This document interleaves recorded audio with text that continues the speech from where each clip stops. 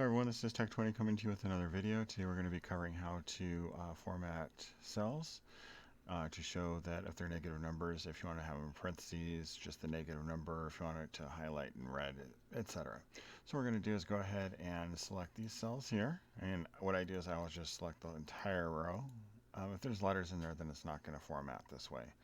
But right click on formats, or right click, then click on format cells, and go to number. If it's just a number, you want to just display negative, so you want it to just display in red.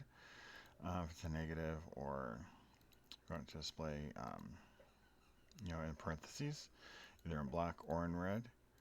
Currency, if you want it to put that $sign in front of it, and then accounting is always black if it's a negative number, but it's still going to put it into the brackets, as you can see in cell C3. But what I prefer to do is, and that'll also do it with the button up at the top of the screen. If you see that $sign button, that will automatically put the $signs far away because it does the accounting. And you can change that by default up here to general number, currency. And as you can see, it does that. If you do currency, if you do number, it also does just that. But it does have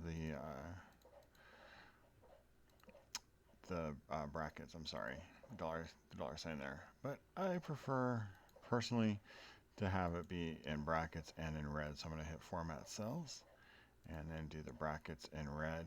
Do it as currency, because that's what we're working with here. And as you can see, it's formatted that way.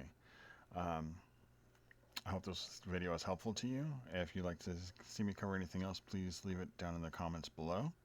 Please like and subscribe, and I'll see you in the next one.